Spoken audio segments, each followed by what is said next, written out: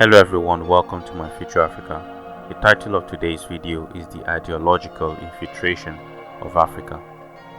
Similar to America's entertainment industry, especially the music industry, which is being used to create trends, ideological infiltration can be used to change societies when the leaders within a society fail to fight back.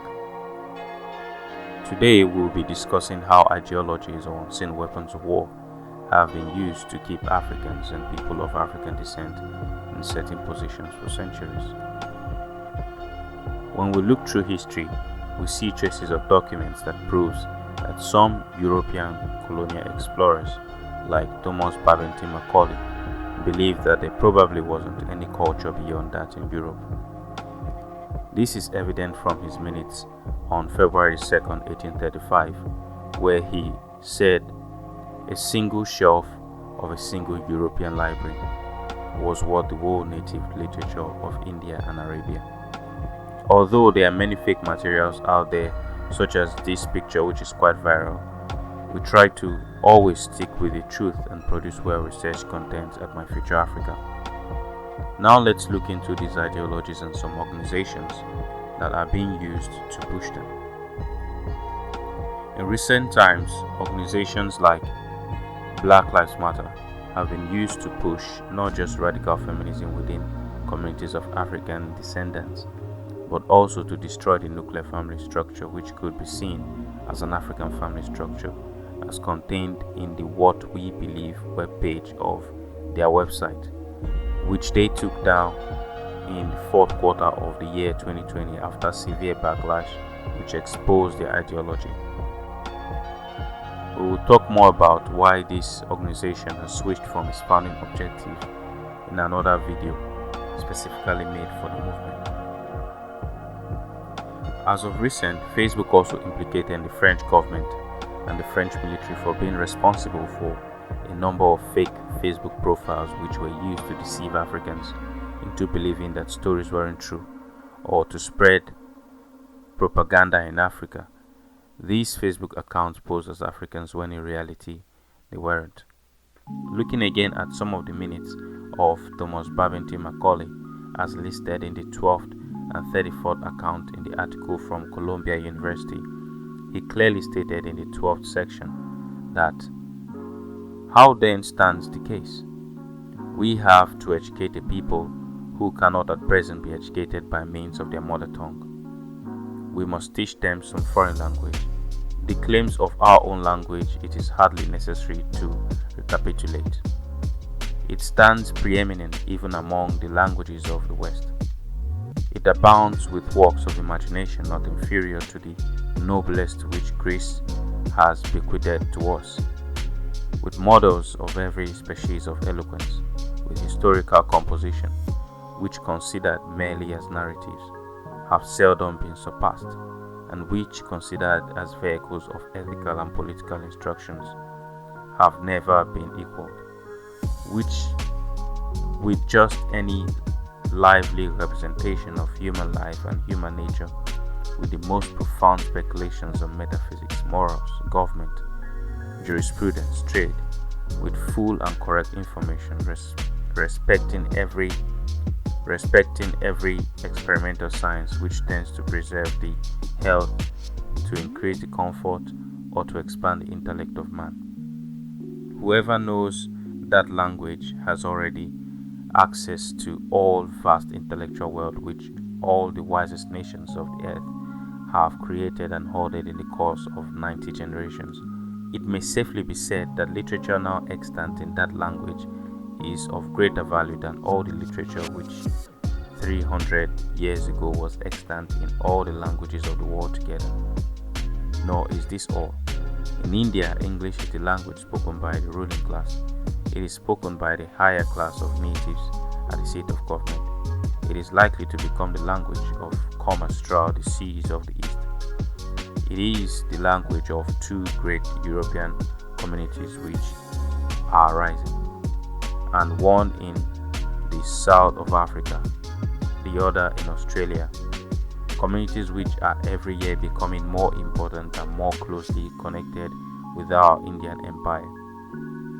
Whether we look at the intrinsic value of our literature or at the particular situation of this country, we shall see the strongest reason to think that of all foreign tongues, the English tongue is that which would be the most useful to our native subjects.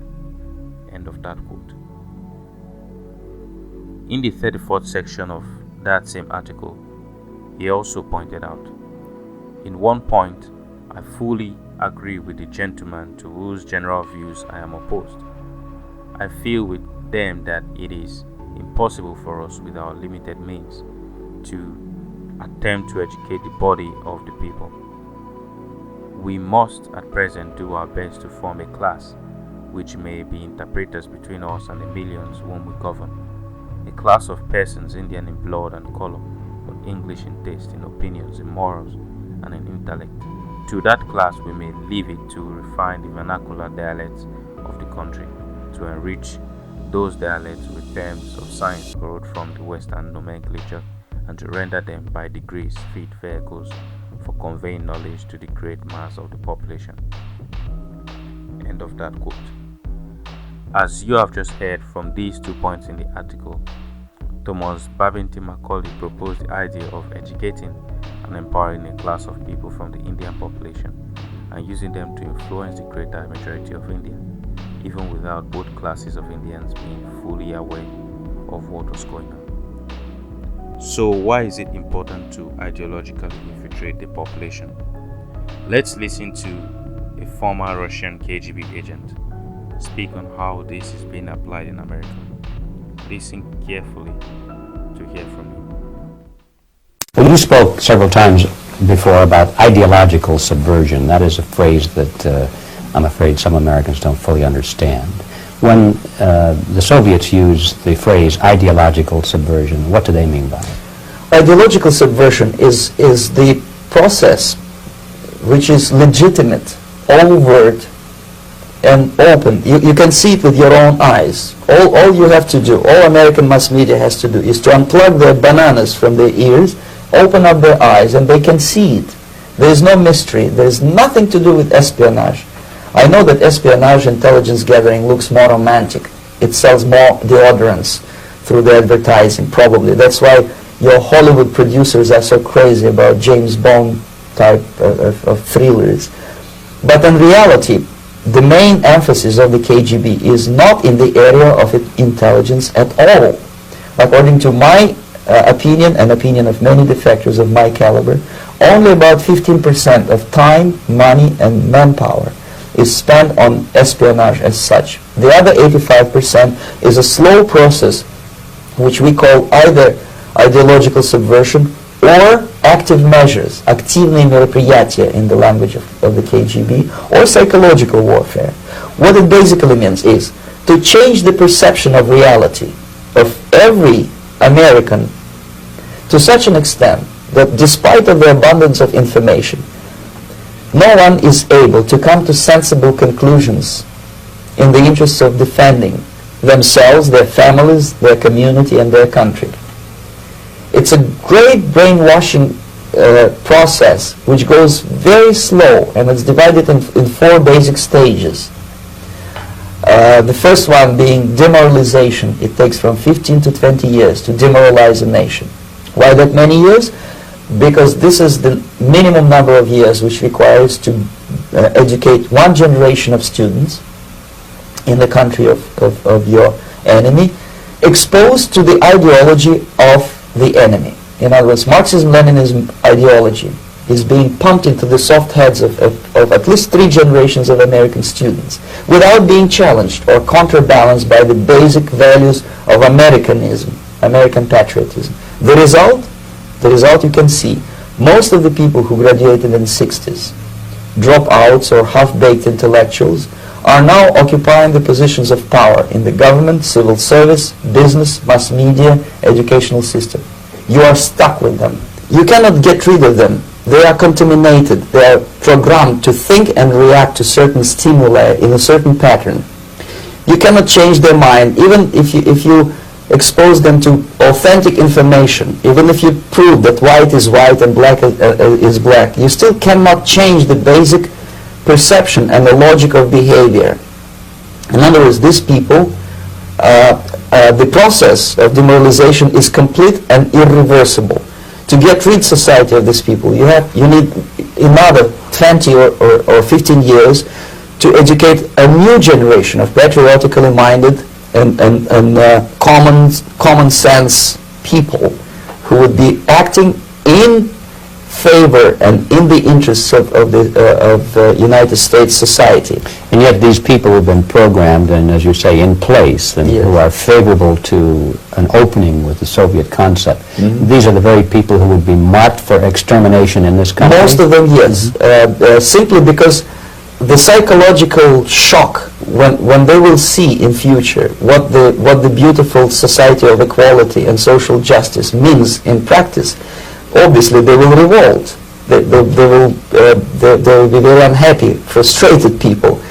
And the Marxist-Leninist regime does not tolerate these people. Obviously they will join the links of dissenters, dissidents.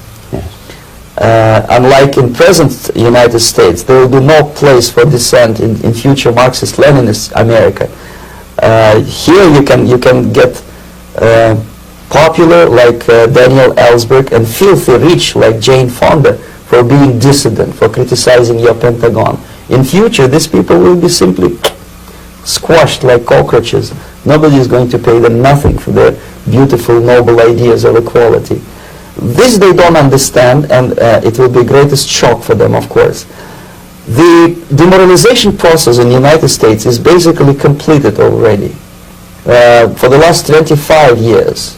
Actually, it's overfulfilled because demoralization now reaches such areas where previously not even Comrade Andropov and all his experts would even dream of such a tremendous success. Most of it is done by Americans to Americans, thanks to lack of moral standards. As I mentioned before, exposure to true information does not matter anymore. A person who was demoralized is unable to assess true information. The facts tell nothing to him. Even if I shower him with information, with authentic proof, with documents, with pictures, even if I take him by force to the Soviet Union and show him concentration camp, he will refuse to believe it until he is going to receive a kick in his fat bottom. When a military boot crashes his, then he will understand, but not before that. That's the tragic of the situation of demoralization. So basically America is stuck with demoralization, and unless, even if you start right now, here, this minute, you start educating new generation of Americans, it will still take you 15 to 20 years to turn the tide of ideological perception of reality back to normalcy and patriotism. The next stage is destabilization. This time, subverter does not care about your ideas and the patterns of your consumption, whether you eat junk food and get fat and flabby, it doesn't matter anymore. This time, and it takes only from 2 to 5 years to destabilize a nation, what matters is essentials: economy, foreign relations, defense systems. And you can see it quite clearly that in some areas, in such sensitive areas as defense and economy, the influence of Marxist-Leninist ideas in the United States is absolutely fantastic. I could never believe it 14 years ago when I landed in this part of the world that the process will go that fast. The next stage, of course, is crisis. It may take only up to 6 weeks to bring a country to the verge of crisis. You can see it in Central America now. And after crisis, with a violent change of power, structure, and economy, you have so-called the period of normalization. It may last indefinitely. Normalization is a cynical expression borrowed from Soviet propaganda. When the Soviet tanks moved into Czechoslovakia in '68, Comrade Brezhnev said, "Now the situation in brotherly Czechoslovakia is normalized." This is what will happen in the United States if you allow all these schmucks to bring the country to crisis, to promise people all kind of goodies and the paradise on earth, to destabilize your economy, to eliminate the principle of free market competition, and to put a big brother government in Washington, D.C., with benevolent dictators like Walter Mondale, who will promise lots of things, never mind whether the promises are fulfillable or not. He will go to Moscow to kiss the bottoms of new generation of Soviet assassins, never mind. He will create false illusions that the situation is under control. Situation is not under control. Situation is disgustingly out of control. Most of the American politicians, media, and educational system trains another generation of people who think they are living at a peacetime. False. United States is in a state of war, undeclared total war against the basic principles and the foundations of this system. And the initiator of this war is not Comrade Andropov, of course. It's the system. However ridiculous it may sound, the world communist system or the world communist conspiracy, whether I scare some people or not, I don't give a hoot. If you are not scared by now, nothing can scare you. But you don't have to be paranoid about it. What actually happens now, that unlike myself, you have literally several years to live on unless the United States wake up. The time bomb is ticking. With every second, the disaster is coming closer and closer. Unlike myself, you will have nowhere to defect to, unless you want to live in Antarctica with penguins. This is it. This is the last country of freedom and possibility. Okay, so what do we do? What is your recommendation to the American people? Well, the immediate thing that comes to my mind is, of course, there must be a very strong national effort to educate people in the spirit of real patriotism, number one. Number two, to explain them the real danger of socialist, communist, whatever, welfare state, big brother government. If people will fail to grasp the impending danger of that development, nothing ever can help United States. You may kiss goodbye to your freedom, including freedoms to homosexuals, to prison inmate. All this freedom will vanish, evaporate in 5 seconds, including your precious lives. The second thing, the moment at least part of the United States population is convinced that the danger is real, they have to force their government. And I'm not talking about sending letters, signing petitions, and all this beautiful, noble activity. I am talking about forcing United States government to stop aiding communism. Because there is no other problem more burning and urgent than to stop the Soviet military-industrial complex from destroying whatever is left of the free world. And it is very easy to do. No credits, no technology, no money, no political or diplomatic recognition, and of course no such idiocy as grain deals to USSR. The Soviet people, 270 millions of Soviets, will be eternally thankful to you if you stop aiding a bunch of murderers who sit now in Kremlin and whom President Reagan respectfully calls government. They do not govern anything, least of all such complexity as the Soviet economy. So basic, two very simple, maybe too simplistic answers or solutions, but nevertheless they are the only solutions. Educate yourself, understand what's going on around you. You are not living at a time of peace. You are in a state of war, and you have precious little time to save yourself.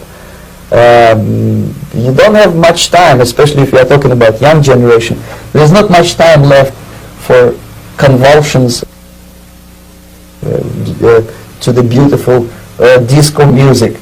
Very soon it will go, just overnight. If we are talking about capitalists or wealthy businessmen, I think they are selling the rope on which they will hang very soon. If they don't stop, if they cannot curb their unsettled desire for profit, and if they keep on trading with the monster of the Soviet communism, they are going to hang very soon. And they will pray to be killed, but unfortunately they will be sent to Alaska probably to manage industry of slaves. It's simplistic. I know it sounds unpleasant. I know Americans don't like to listen to things which are unpleasant. But I have defected not to tell you the stories about such idiocy as microfilm, James Bond type espionage this is garbage. You don't need any espionage anymore. I have come to talk about survival. It's a question of survival of this system. You may ask me, what is it in for me? Survival, obviously, because unlike, as I said, I am now in your boat. If we sing together, we'll sing beautifully together. There is no other place on this planet to defect to.